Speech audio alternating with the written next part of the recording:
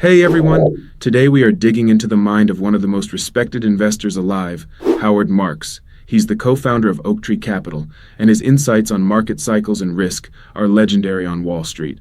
I found this incredible talk of his, and I wanted to sit down and watch it with you guys. We're going to react, break it down, and pull out the real-world knowledge we can actually apply to our own portfolios. Let's get right into the video. How do you make money as an investor? The people who don't know think the way you do it is by buying good assets, a good building, stock in a good company, or something like that. That is not the secret for success. The secret for success in investing is buying things for less than they're worth. As you know, I wrote a book in 2011 called The Most Important Thing. And the reason it has that title is because I would find myself in my client's office and I would say, you know, the most important thing in investing is controlling risk. And then 5 minutes later, I would say the most important thing is to buy at a low price. And 5 minutes later, I would say the most important thing is to act as a contrarian. And so back in 2003, I believe, I wrote a memo called The Most Important Thing. I listed 19 things, each of which was the most important thing. And then I used that. I couldn't think of a better format for my book, so I used the same format in 2011. Interestingly, some of the things are different. And that's just supposed to show you that one's thinking should still be alive and should still evolve. And I know that Sir Rob and some of the other fellows went to see Charlie Munger speak in Los Angeles this week at age 91. And I'm sure he's still evolving and getting younger. So I'm going to try to do the same. Now, I should tell you, and I don't know if you know this, but I write memos to the clients. And I'll refer to a lot of memos in this session probably. And they're all available on oaktreecapital.com website. And the price is right. They're all free. And so, I've been sending them out now 25 years. I started in 1990. And I got a letter from a guy named Warren Buffett in 2009 or 10, and he said, if you'll write a book, I'll give you a quote for the jacket. And so I had been planning on writing a book when I retired from work, but Buffett's promise caused me to accelerate my time frame. And what the book is who here has read it? Okay, about half. So what the book is, it's a recitation of my investment philosophy. And as it says in the foreword to the philosophy, which I took the foreword, I don't know about you, I never read the forewords of books, but I took the foreword to mine very seriously. And what it says in there, it's not designed to tell you how to make money. And it's not designed to tell you how easy investment is or to try to make it easy. And in fact, my highest goal is probably to make it clear how hard it is. Investing is very difficult because it's kind of counterintuitive, and it kind of turns back on itself all the time. And there are no formulas that work. So what I tried to do in the book is teach people how to think. And now the thoughts they should hold change from time to time. But how to think, I think, is valid in the long term. It's my investment philosophy. And I wasn't born with an investment philosophy. You'll hear from a lot of people, if you're interested in investing, who'll say, well, I started reading prospectuses at age 8. And I didn't. At 13, I invested my bar mitzvah money, which I didn't do. But, and in fact, when I was getting out of graduate school, age 23 in 1969, so I know you can all do the math, I didn't know what I wanted to do. I had studied finance at Wharton and accounting at Chicago, and I knew I wanted to do something in finance, but I wasn't very specific. So I interviewed in 5 or 6 different fields. Large consulting firm, small consulting firm, accounting firm, corporate treasury, investment management, investment banking, 6. So, I ended up in the investment business. Why? Because I had a summer job in '68 at Citi in the investment research department. I liked it. Had fun, right? That's a good reason. So I went there. And by the way, interestingly, there was nothing magical about working in the investment business at that time. It paid the same as all the rest. All 6 jobs that I was offered had the same pay, between $12,500 and $14,000 a year, not a month. And there were no famous investors at the time. Investing was not a household word. There were no investment TV shows. So I just did it because I liked it. I liked the people, and I thought that the investing was intellectually interesting. So I didn't have a philosophy then when I started. And I had some things I had learned in school. But I think that your philosophy your philosophy, as opposed to somebody else.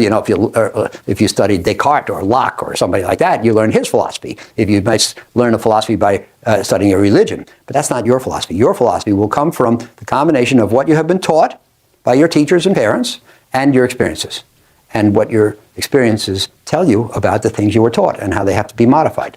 So I developed my philosophy over, it might seem like I started writing the memos a long time ago, 25 years, but I had been working already over 2 decades at that time. So I think that the integration of real life into philosophy is essential. Now, I prepared a few slides for today, and basically the slides are here to illustrate where the philosophy came from. Talk to you about some of the foundations and roots. So I call it Origins and Inspirations, and I hope you'll find it interesting. So, first of all, not in order chronologically, but hopefully in order to try to make something intelligible. Fooled by Randomness by Nassim Nicholas Taleb. Now, who here has read that? All right, more people than have read my book. And I think it's very important. I think it's an excellent book with very, very important ideas. Now, don't tell Nassim I said this, but I tell all the people I speak to that it is either the most important badly written book or the worst written very important book that you'll ever read. I think it's not very clear, and I think it's not, maybe there's no attempt to make it clear. But I think a lot of the ideas are very important and even profound, in my opinion. So, among other things, and this basic theme is that in investing, there's a lot of randomness. And if you look at investing as a field without randomness, where everything is determinative, you'll get confused because you will not draw the proper inferences from what you see. For example, just a brief example, you see somebody and they report a great return for the year. The scientist who thinks that that the investment world runs like the world of physics might think, well, great return, that means the guy's a great investor. But in truth, it might be somebody who took a crazy shot and got lucky. Why? Because there's a lot of randomness in the world. When I went to Wharton, 1963, the first book I remember learning was called Decision Making Under Uncertainty by C. Jackson Grayson, who became, as I recall, America's first energy czar. And I learned a couple of important things from that book. Number one, that you can't tell from an outcome whether a decision was good or bad. It's very important. Most people don't understand this. Totally counterintuitive.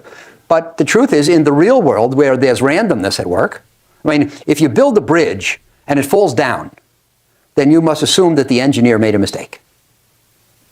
That it was a bad decision to build the bridge that way. But in the real world of where there's randomness, good decisions fail to work all the time. Bad decisions work all the time. The investment business is full of people who are, quote, right for the wrong reason.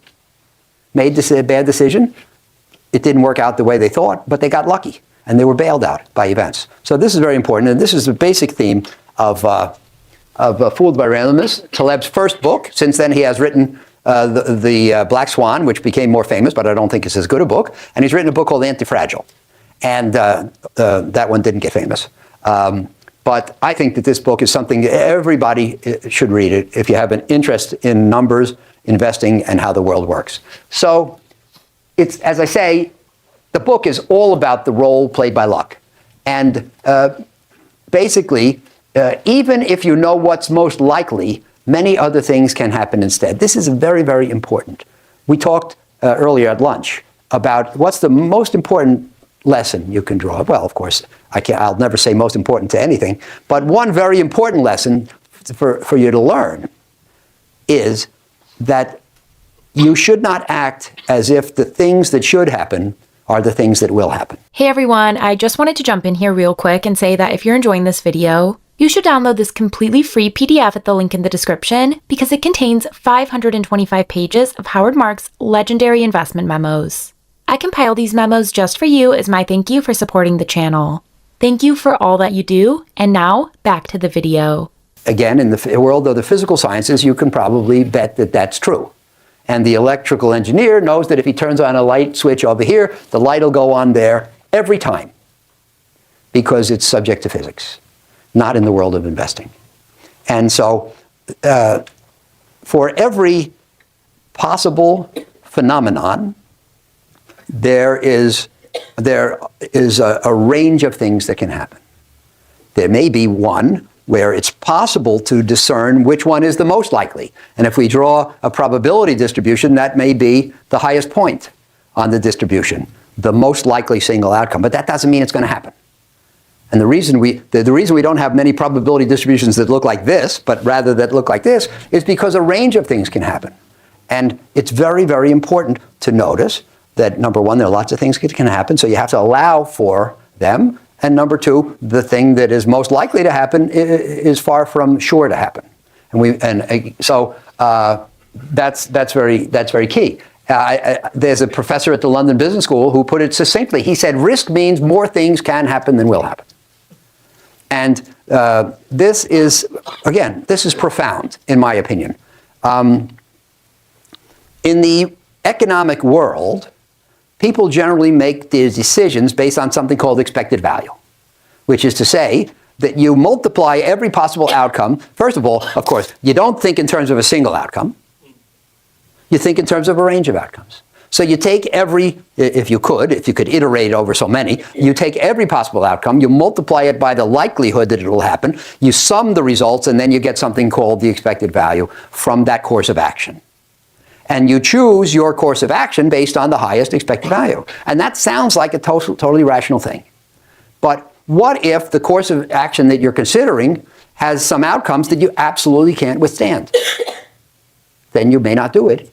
You may not do the highest expected value course of action because it has some you can't live with.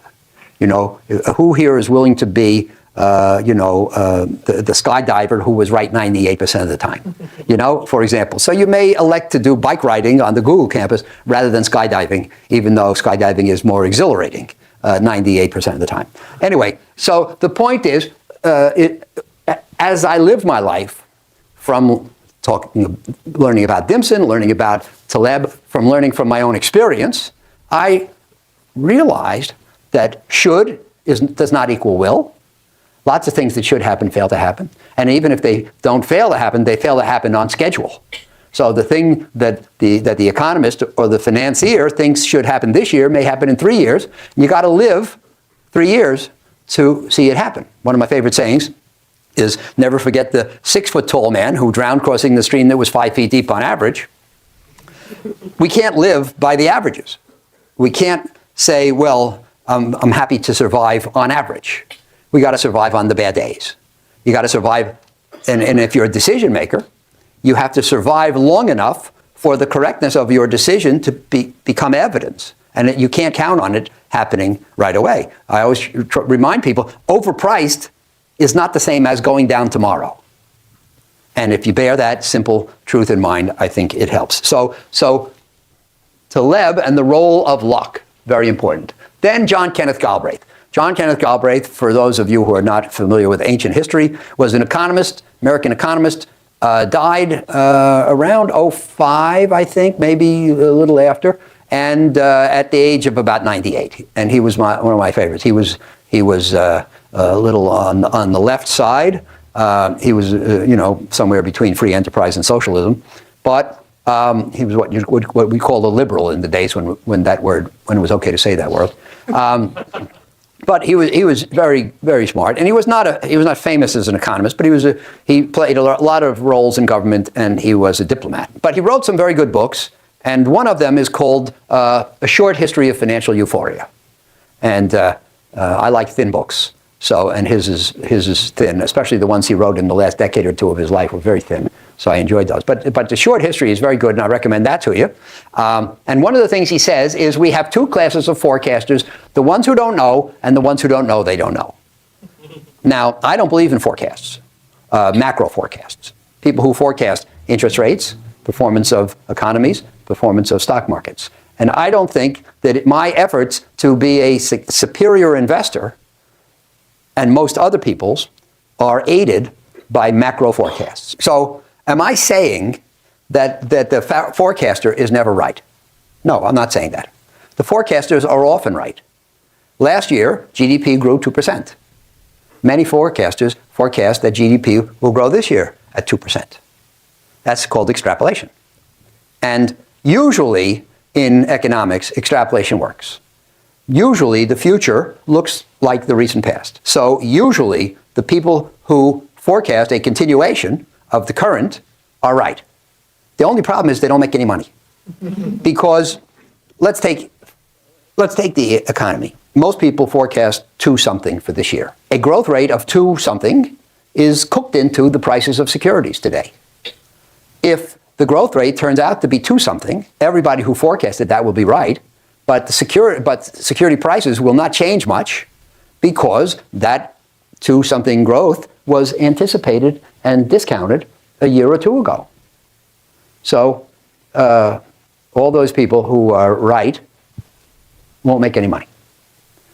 Our forecast, so that's a correct.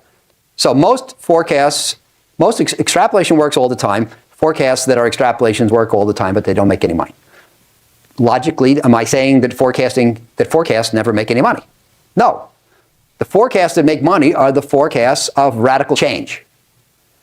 If everybody's predicting 2.4% growth for this year, and if I predict -2, and it turns out to be -2, or I predict 6 and it turns out to be 6, I'll make a lot of money. So forecasts which are not extrapolations, forecasts which are radically different from the recent past, are potentially very valuable if they're correct. Of course, they're not of any value if they're incorrect. And if they're incorrect, they'll cost you a lot of money. If everybody else thinks it's going to be 2.4 and you predict 6 and it turns out at 2.4, you're probably going to have taken the wrong investments and lost a lot of money. So deviant forecasts, which turn out to be right, are potentially very valuable, but it's very hard to make them. It's very hard to make them correctly. It's very hard to make them correctly consistently. And somebody at lunch mentioned an early memo I wrote called The Value of Forecasts. And in one of, there was the value of forecasts, and then there was value of forecasts 2, I think, right? And in one of those, I reviewed the recent history of the Wall Street Journal poll. Every 6 months, the Wall Street Journal publishes the results of a poll of economists. And on GDP growth, CPI, value of a dollar, the price of oil, whatever it might be, a bunch of phenomena. They do it consistently. And they ask like 30 people consistently over time. And so it shows basically that most of the time when people get it right, it's because they predicted extrapolation and nothing changed. Once in a while, something changes radically, and invariably somebody predicted it. But the problem is, if you look at that person's other forecasts over the years, you see that that person always made radical forecasts and never was right any other time. So of course, if you're getting your information from a forecaster, the fact that he was right once doesn't tell you anything. You wouldn't, the views of that forecaster would not be of any value to you unless he was right consistently. And nobody's right consistently in making deviant forecasts. So the bottom line for me is that forecasting is not valuable. And that's something that my experience has told me. So we don't know what's going to happen, and randomness will play a big role in what happens. And randomness is by definition unpredictable. Number 3, The Loser's Game by Charlie Ellis. This is very interesting.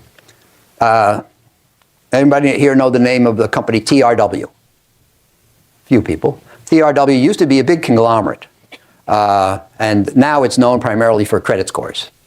And there was a guy named Cy Ramo. He was the R. It was Thompson, Ramo, Woolridge, and he was the R in TRW, and very smart. And Cy Ramo wrote a book, and it was about winning at tennis. Who here plays tennis? Okay, this is good, because as I go around the world now, very few people play tennis anymore. But what Ramo said is that there are 2 kinds of winning tennis players. If you look at Pete Sampras or Nadal or Djokovic, how do they win? The winning champion tennis player wins by hitting winning shots. Hits shots that the opponent can't return. They're either so well placed or so strategic or so fast and hard that the opponent can't return them. And if Nadal hits a shot which is not a potential winner, then his opponent can probably put it away because it doesn't have enough difficulty on the ball. So the championship tennis player wins by hitting winners. You play tennis, right? How do you win? Do you win? How do you win? If I win, it's by not hitting it out. That's right. The amateur tennis player, like him and me, we win not by hitting winners, but by avoiding hitting losers. And we believe that if we can just push it back 20 times and just get it over the net 20 times, our opponent can only do it 19. We believe that we'll outsteady him, outlast him, and eventually he'll hit it into the net or off the court. We'll win the point. But we'll win the point without having hit a winner. So there are obviously two styles of tennis. And so the same is true for investing. And so Charlie Ellis wrote an article called The Loser's Game. And he said he thought that in investing, so championship tennis is a winner's game. It's won by winners. He thought amateur tennis is a loser's game. It's won by the people who avoid being losers. He thought that Charlie thought that investing is a loser's game. And so the best way to win at tennis is at investing is by not hitting losers. Now, I believe also that it's a loser's game, not as much as Charlie believes, and not for the same reason. Charlie believes that investing is a loser's game because the market is efficient and securities are priced right. I believe there are inefficiencies. I just think it's hard to consistently take advantage of them, and you have to be an exceptional person to take advantage of them on a consistent basis. And the reason that the pro can go for winners is because he is so well schooled and practiced and steady and talented that he knows that if he does this with his foot and this with his hip and this with his elbow and this with his wrist, that the ball will go where he wants. He doesn't worry about miscues, wind, sun in his eyes, distraction. He's so well schooled. And in fact, in scoring tennis matches, they keep track of something called unforced errors. And the reason they keep track of them is because there are so few.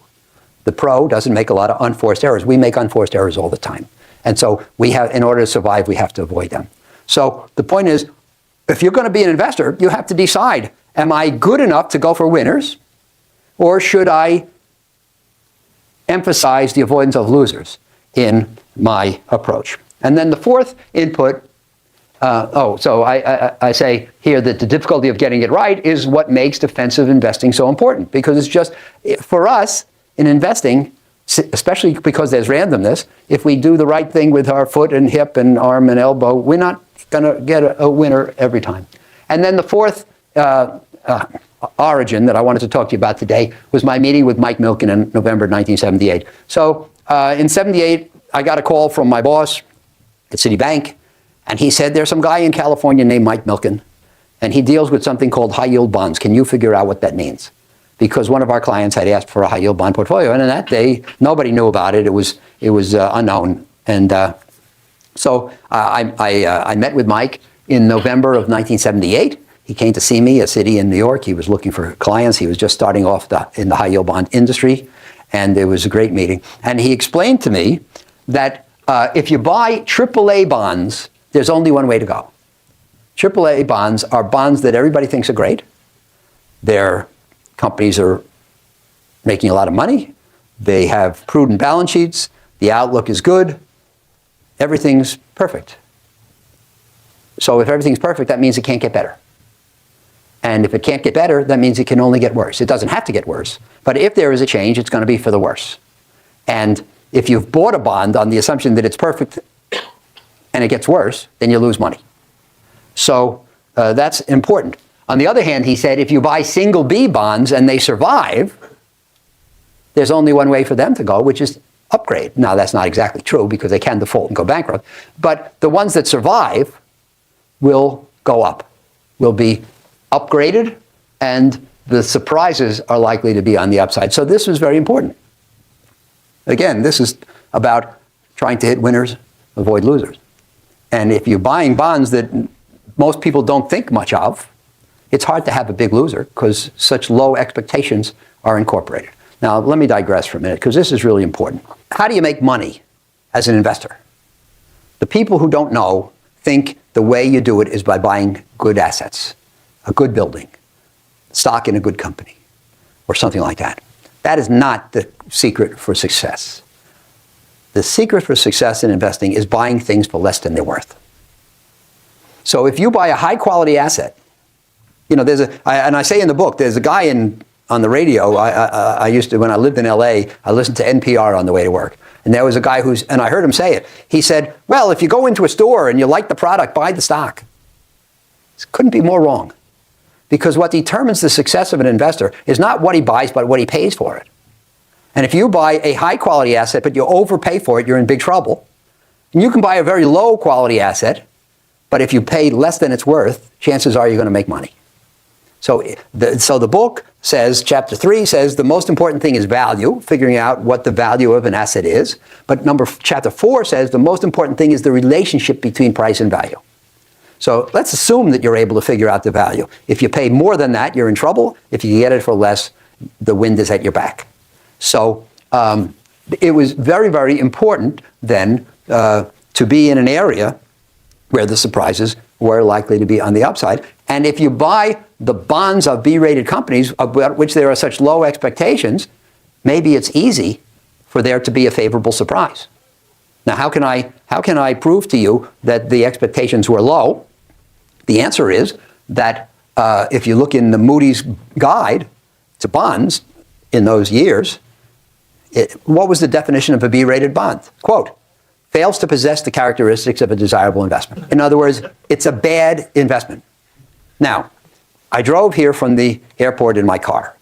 And if I take you outside to look at my car and I offer it to you for sale, because I don't need that car anymore. When I'm done here, I'm not coming back. If I say to you, would you like to buy my car?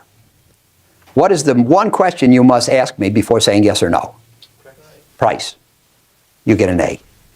You get an A.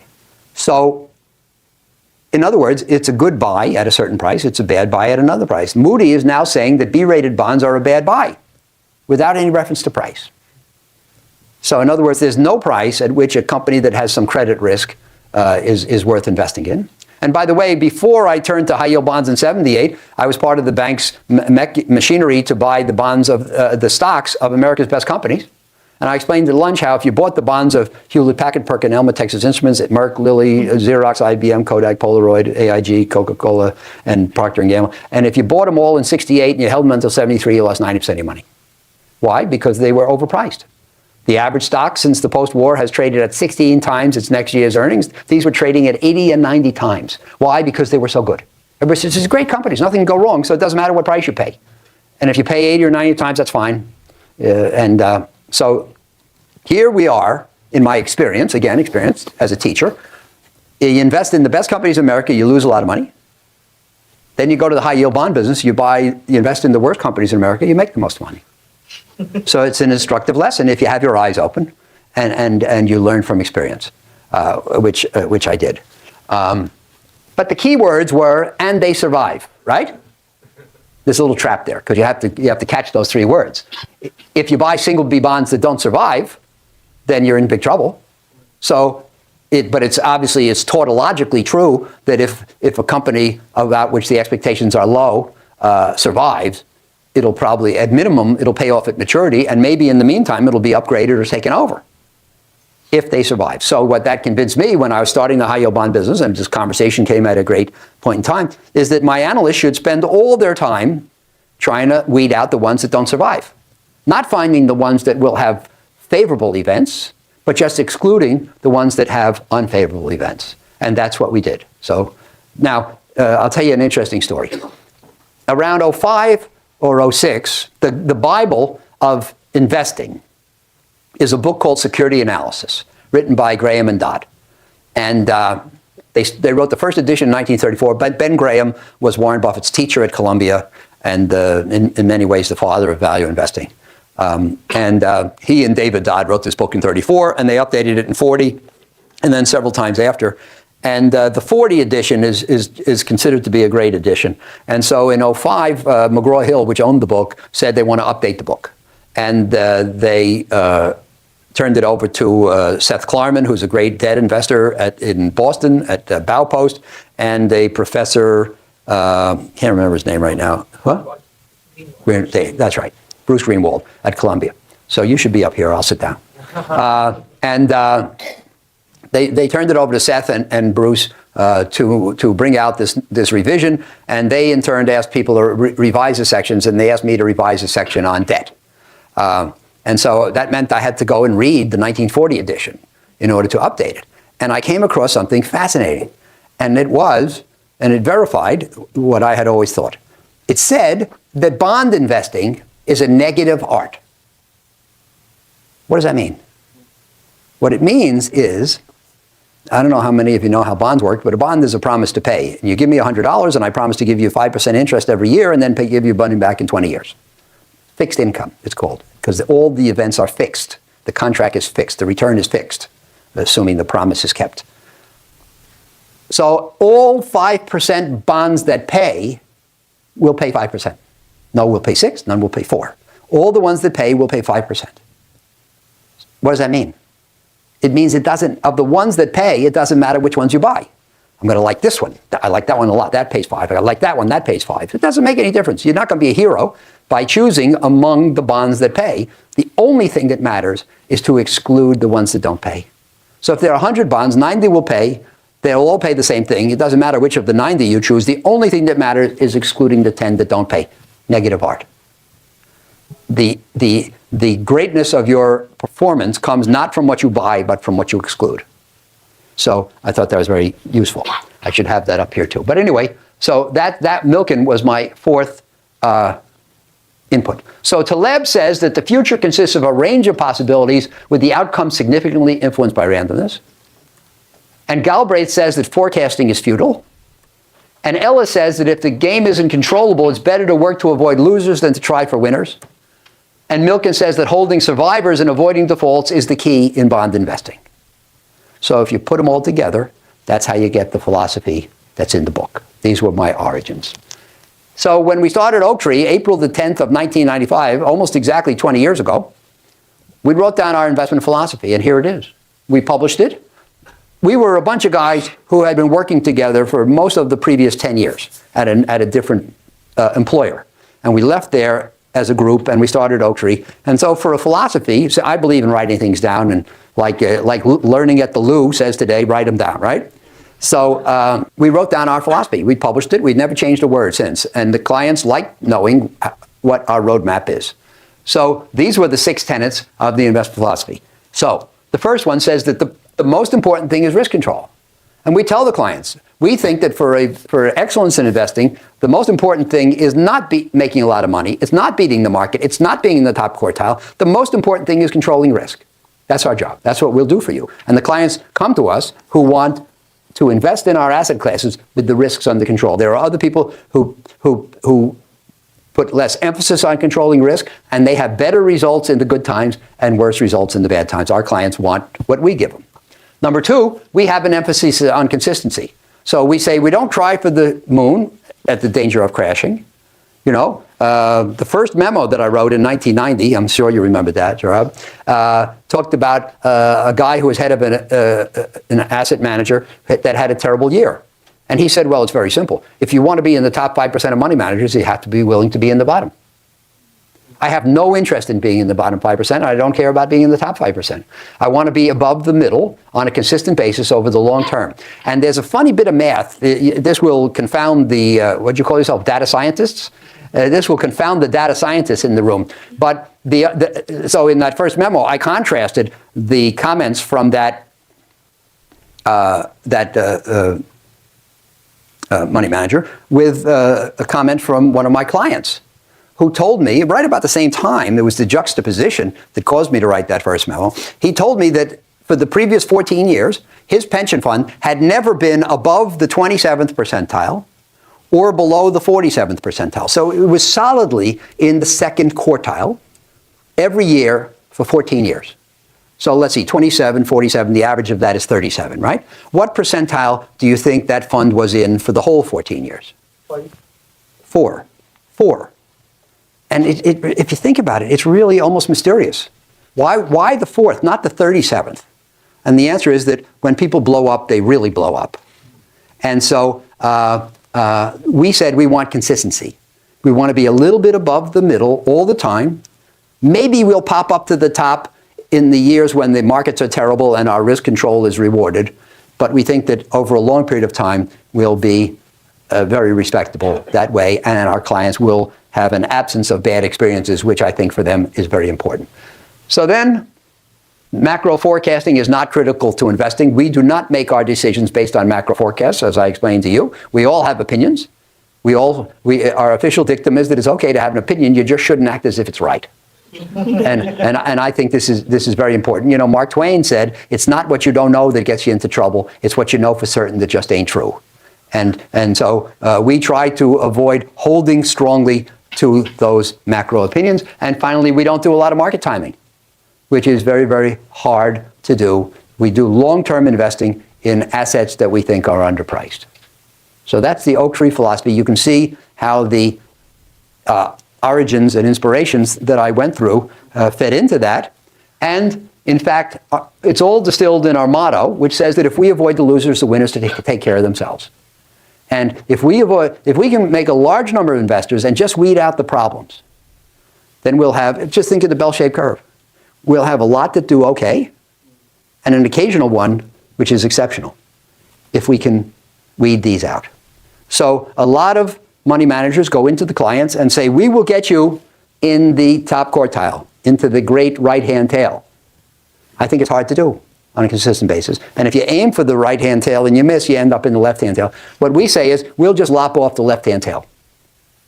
And if we can do that successfully, and we pretty much have, then what'll you have? Okay, good, very good, great, terrific, but no terrible. The average will be very good. And that's basically what we've had. So lastly, I'll just leave you with what I consider my 3 greatest adages, not mine, but the ones I've encountered over my career and that have been the most helpful. And they're all used in the book. First of all, what the wise man does in the beginning, the fool does in the end. In every trend in investing, it eventually becomes overdone. If you find an asset which is cheap and buy it, that's great. If everybody else figures it out that it's cheap, then it'll go up. Then people see that it's rising, and more people jump on the bandwagon, goes up, up, up, and the last person to buy it is a fool, and the first person to buy it is a wise man. It's the same asset, just at different prices. And as people say, first the innovator, then the imitator, then the idiot. So that's another way to look at this adage. Number 2, never forget the 6-foot-tall man who drowned crossing the stream that was 5 feet deep on average. Kind of like that skydiver who's right 98% of the time. It's not sufficient, depending on how you want to live your life, to survive on average. We have to survive on the bad days. So we have to be able to survive the low spots in the stream. Your portfolio has to be set up to survive on the bad days, so you won't be shaken out of your investments. And then finally, being too far ahead of your time is indistinguishable from being wrong. And yet that's a great challenge because, as I said before, the things that are supposed to happen will not necessarily happen, and they absolutely will not happen on time. So you have to be able to live until the wisdom of your decisions is proved, if at all. So all of these things, I think, say something about modesty and humility of belief rather than cocksureness, which I think is the greatest risk. So with that, Saurabh, I'll stop talking, and we have a little time left, and I'd love to take your questions. That's what I'm here for. Thank you, Howard. This was fascinating. So we are open for questions. Please raise your hand, and I'll bring the mic to you. The thing you said about what the wise man does in the beginning, the fool does in the end, you can come up from a single stock. And you can think about your whole philosophy that way. So you've been focusing here on avoiding losers. And maybe humans are kind of generally focused on trying to find winners. Maybe that's what we'll always do wrong. But if everybody in the world is trying to avoid losers, maybe the wise investor now shoots for the winners. Do you know what I mean? Sort of self-balancing. Sure. Well, number one, I don't think that we have to worry about everybody becoming too prudent or too wise, because we're talking about human nature. Charlie Munger, the boys went to see Charlie Munger this week. One of the great quotes that Charlie gave me was from the philosopher Demosthenes, who said, "For that which a man wishes, that he will believe." What do most people want more than anything else? They want to get rich. Very few people think that the future, that the secret to their happiness comes from prudence and caution. Most people think it comes from that stroke of genius, which will put them on easy street. But you're absolutely right. And there are times when most people behave in a prudent and cautious manner. When is it? It's in a crash, when security prices are down here, right? That's the time to turn aggressive and buy. So Buffett says, the less prudence with which others conduct their affairs, the greater the prudence with which we must conduct our own affairs. And there are times when we should turn aggressive, and that's when everything's being given away. So you said that you do not predict, you do not make any macro forecasts, right? But actually, the macros can affect companies in a lot of ways. Like, I mean, if you have interest rate like 30%, I mean, 99% of the companies will be gone or something like that, right? So how do you even make an investment? Okay, so now I know I'm not coming back to Google anymore because the people are too intelligent. Because this is one of the great traps. I say that we don't invest on the basis of macro forecasts.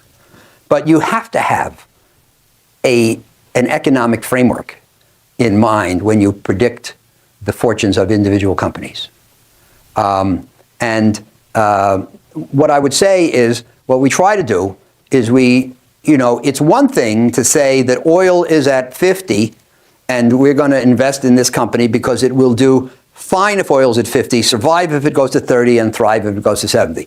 But it's another thing to say oil is 50, I think it's going to 110, I'm going to invest in this company, which is going to be great if it goes to 110, but bankrupt if it stays at 50. So the question is, how radical are your forecasts? And we try to anticipate a future that looks pretty much like the norm and make allowance for the thing that things other than the norm can happen. And I can't really be much more concrete than that. It's all, all this, by the way, all this stuff is judgment. There are no rules, there are no algorithms, there are no formulas that always work. None of this is any good unless the person making the decision has superior judgment. And, the first chapter of the book says the most important thing is second level thinking. Most people think on the first level. To be a superior investor, you must think on the second level. You have to think different from everybody else. But in being different, you have to be better. So the first level thinker is naive. He says, this is a great company, let's buy the stock. The second level thinker says, it's a great company, but it's not as great as everybody thinks it is. We better sell the stock. That's the difference between being an average person and a person with superior insight. By the way, most people are not above average. Yes, sir. Do you think diversified index funds adequately protect the amateur investor from losers? Well, this is a great question. The role of the index fund. A lot of people say, I'm going to take a low risk approach. I'm going to invest in an index fund. And they are confused. What an index fund does is it guarantees you performance in line with the index. So the point is, because of the operation of what's called the efficient market, not many people can beat the market. It's true. Most mutual funds do not beat the market. Most mutual fund investors would be better off just being in an index fund. And in fact, most active investment schemes impose fees that they don't earn. And that is one of the major reasons that most active investment schemes perform below average. So the index fund, which is called passive investing, yes, it does it eliminates the likelihood that you fail to keep up with the index. It also, of course, eliminates the possibility that you outperform the index. So you trade away the two sides of the probability distribution for surety that you get index results. So, but it doesn't eliminate the risk of the investment. It eliminates the risk of deviating from the index. What you have to keep in mind is that the index fund investor loses money every time the index goes down. Why? Because there's no value added to keep it above. So, by the way, index investing is a fine thing for the average amateur investor, because the average amateur investor, number one, can't beat the market. Number two, can't find anybody or hire anybody who can beat the market. But the only thing is, he shouldn't think that it's a riskless trade. It's you eliminate what we call benchmark risk, but you retain the risk of the underlying assets. Oh, sorry. So you've been through one or two of these business cycles, Yes. I guess, and with the availability of information and with the number of books being written about this subject, about value and proper investing and how many managers don't beat the market, do you think the average investor is doing anything different than they were 20 years ago? Well, look, I think there's a minor movement toward indexation. It's not a groundswell. There's still lots of money in actively managed mutual funds where there's 2% a year of fees and costs, or 1.5%. But I think there's more in indexation every year, and that's probably appropriate. But I'll just turn it around. I'll leave you with a question. Why can't people beat the market? Because the market's pretty efficient. And market prices most things right, and most people can't find and identify and act on the times when the market prices things wrong. That's why most people can't beat the market. That's what I learned at the University of Chicago, and I think it's pretty true.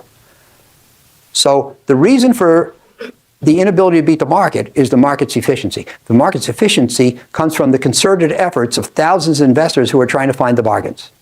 What happens when they stop trying? So when the interest in active investment declines because people give up on it and turn to passive investing, and all the analysts quit studying the companies, then prices resume their deviation from intrinsic value, then it becomes possible to beat the market again. So it's really paradoxical, and I would say counterintuitive.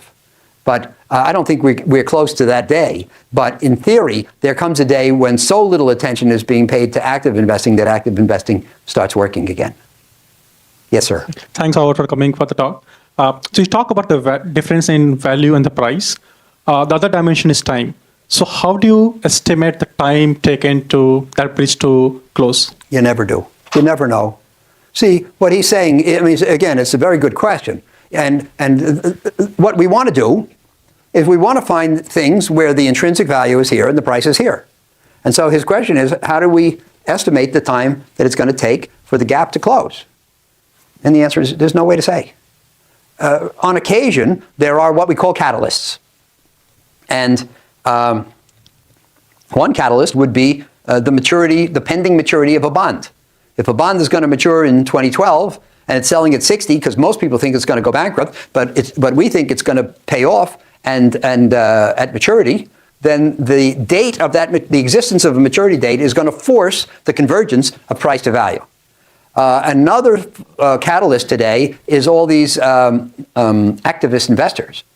They find a company, it's selling, they think the intrinsic value is here, it's selling here because the management is subpar and they're not doing the right strategy. So they go in, they foment trouble, they try to get a board seat, they try to force the management to do the right thing to cause the price to converge with the value. So there are a few catalysts in the world, but generally speaking, you buy a stock, you hope, you think it's worth here, the price is here, you hope it'll converge, but there's no way to estimate the time. And that's the reason why being too far ahead of your time is indistinguishable from being wrong, because it can take a long time. So would you always look for presence of catalyst when you find a gap? Well, there aren't enough. I mean, it happens, most of what we do is in the fixed income world, and there are more catalysts in the fixed income world than in the equity world. You find a stock, how many stocks do you think the activist investors go after a year? 10, 20, 50, 100, no more. There are thousands of stocks. So most stocks are never going to get catalyzed. Curious if you could tell us what it was like when you were out raising money for Oaktree in the early days. I would imagine that today some clients are skeptical, but I would imagine that was it a lot different for you back then? Well, by the time we started Oaktree, it wasn't that hard because we had a reputation. But when when I started raising money for our strategies, 1978 junk bonds, 90% of investment organizations like Google had a concrete rule against any bond investing below A or below investment grade, which is BBB. And of course, Moody's said it's an imprudent investment. So that was very, very hard to overcome. But what you have to do is you have to find a few people. You see, you have to find a few people. You have to go say to them, you should do this because nobody else is. Because nobody else is doing it, it's languishing cheap. You make no money doing the things that everybody wants to do. You make money by doing the things that nobody wants to do, who then turn out to have value. And if you say that message to 100 investors in the beginning, maybe 10 jump on board. After it works for a while, then the rest come on, like the screen says. But hopefully not too extreme. But the point is, it was very hard in the beginning. And, in certain foreign countries, it was even harder because in certain foreign countries where the thinking is a little more narrow than American thinking, I always thought that if I go into somebody's office, I say, you should do this because nobody else is, they'd call the man in the white coat to take me away. They don't understand. I think that Americans semi-intuitively understand the value of contrarianism and of being a maverick. But in many countries, they just don't get it. So that's an example, high yield. Now, but then we started Oaktree no, that was at Citi. In 85, I switched from Citi to Trust Company of the West, TCW. And in 88, we brought out the first distressed debt fund. Now, we're not investing in companies that have a risk of default. We're investing in bonds that are either in default or sure to be. And people would say, well, how can you possibly make money investing in the bonds of bankrupt companies? And we had to explain to them that if a creditor of a company doesn't get paid the interest and principal as promised, they have a claim against the value of the company. And they exert that claim in a process called bankruptcy. And in bankruptcy, to oversimplify and overgeneralize, the old owners are wiped out and the old creditors become the new owners. And if you bought an ownership stake through the debt for what? For less than it's worth, then you make money. And we've made about 23% a year for 28 years investing in distressed debt before fees without any leverage. So that's pretty astronomical. Why? Because from time to time in distressed debt, you get to buy things for less than they're worth. And in fact, because other people are fleeing from the bankruptcy, maybe you get them to buy them for a lot less than they're worth. So, it was very challenging, but, if you can, and you can't convince everybody, but if you can explain the merits and tell the story clearly and concisely, and persuasively, then you get some clients. And then if you get good results, then you get more clients. Thank you, Howard, for your talk. One question. Buffett in 99 said that if he was running very small amounts of money, he would be able to find lots of bargains and beat the market by 50%, and he would use the word guaranteed. I presume he meant that there are a lot of inefficiencies in the small capitalization stocks. One thing that kind of surprises me is if an analyst willing to work hard on his own, not in an institution, the world of distressed debt investing is kind of shut out, even for the value investor, filled with a lot of technicalities, and seems like the big institution has a lot of advantage there. Are there such inefficiencies that are kind of shut out to the institutions, but the small investor willing to work hard can find inefficiencies in the debt world? Well, I think that the small guy can even be active in distressed debt. He can't get enough bonds to get a seat at the creditors committee table or have a voice, but he can still find superior values. What I was saying in answer to your question is that if you get some accounts and you have good performance, you'll get more accounts. So that goes a little further, because what I really say is that if you have good performance, you'll get more money. And eventually, if you let that process become unchecked, if you get more money, you'll have bad performance. And this is one of the conundrums in our business. And so you have to halt that. But the truth of the matter is that the little guy has an advantage as long as he's willing to stay small. Many people are not, because in the short run, the more money you manage when you get fees, it's a great lure to take on more money, but you have to stop it at a point where before it starts ruining your performance. Now, for the data scientists among us, I always like to point out that if I worked at Firestone tires and I developed a new tire and I wanted to know how far it would go, I would put it on a car and run it until it blew up, right? That's called destructive testing. But as an investor with clients and a fiduciary responsibility, I don't have the luxury of doing destructive testing. So I can't add more. People always say to me, well, what's the limit on how much money you can invest well? And I can't find out by running into the wall. I have to stop this side of the wall. One of the interesting lessons is that if you stop this side of the wall, then you never find out where the wall really is. But that's what we have to do. And So you have to stop. And I believe that the person who has a big brain and a little money and a lot of time and exceptional insight can find great bargains. But that's a pretty daunting list. And I don't think that Buffett's guarantee necessarily extends to everybody in this room.